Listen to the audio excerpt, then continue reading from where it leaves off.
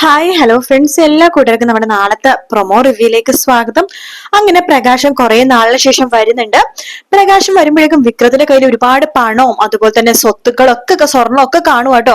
പ്രകാശം ചോദിക്കണ്ടേ, എടാ നീ നിന്റെ പരിപാടി വീണ്ടും തുടങ്ങിയാലോ? പരിപാടിയോ? എന്ത് പരിപാടിയാ അച്ഛൻ ഉദ്ദേശിക്കണത്? അല്ല, വല്ലവരുടെ വീട്ടില് രാത്രി നേരം വാതിൽ കുത്തി തുറന്ന് അകത്ത് കയറി അവിടുത്തെ പണവും സ്വർണ്ണവും ഒക്കെ മോഷ്ടിക്കണ ആ പരിപാടി നീ വീണ്ടും തുടങ്ങിയോ? അച്ഛൻ അതിനെ കുറിച്ചൊന്നും കൂടുതൽ അന്വേഷിക്കണ്ട. നോക്ക്, ഞാൻ എന്ത് ചെയ്തിട്ടാണെങ്കിലും പണം ഇല്ലേ അതുപോലെ അച്ഛന് ഒരുപാടൊന്നും കടന്ന് ചിന്തിക്കണ്ട കേട്ടോ എന്നിങ്ങനെ പറയാണ്.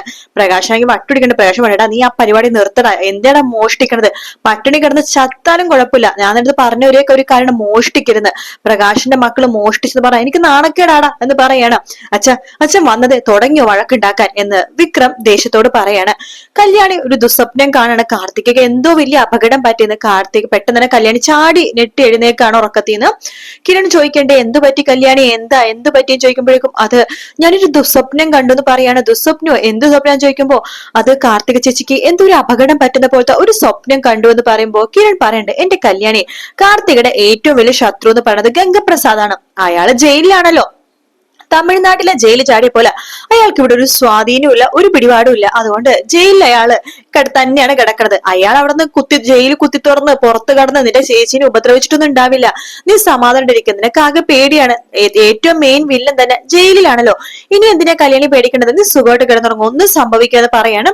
ഇല്ല കിരണേട്ടാ, എനിക്കൊരു സമാധാനം ഇല്ല. കാർത്തിക ചേച്ചിക്ക് എന്തോ വലിയൊരു അപകടം പറ്റി നിന്റെ മനസ്സ് പറയുന്നു. എനിക്ക് കാർത്തിക ചേച്ചിനെ കാണേണ്ട ഒരു സമാധാനം ഇല്ല. ഒരു കാര്യം ചെയ്യ്, നീ ഫോൺ വിളിക്ക് എന്ന് കിരൺ പറയണ്ട.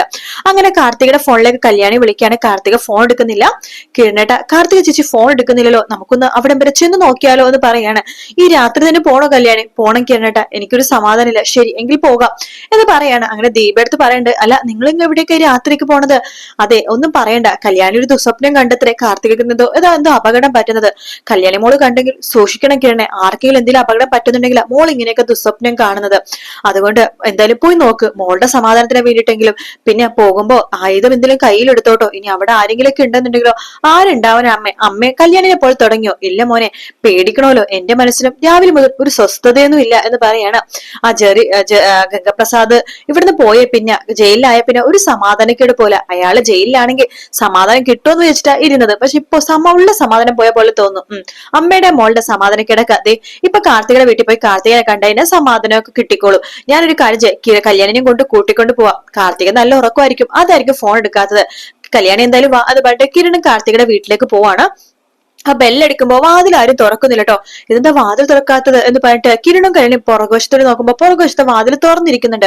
കിരണേട്ടാ, പുറകുവശത്തെ വാതിൽ തുറന്നിരിക്കുന്നുണ്ടല്ലോ. ഇനി ഇവിടെ ആരെങ്കിലും കള്ളന്മാരെങ്കിലും കേറിയോ?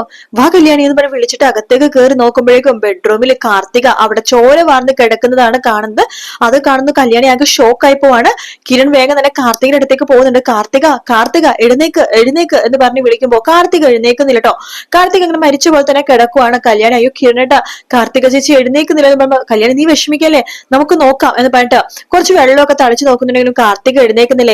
ഏകദേശം മരിച്ച പോലെ തന്നെയാണ് കിടക്കുന്നത്. ഇത് സ്വപ്നമൊന്നല്ല, ഉള്ള കാര്യം തന്നെയാണ്. ഇനിയിപ്പോ നാളെ ഹോസ്പിറ്റലിൽ കൊണ്ടുപോയില്ലോ എന്നുള്ളത് എപ്പിസോഡ് കണ്ടാൽ മാത്രമേ അറിയാൻ സാധിക്കുള്ളൂ.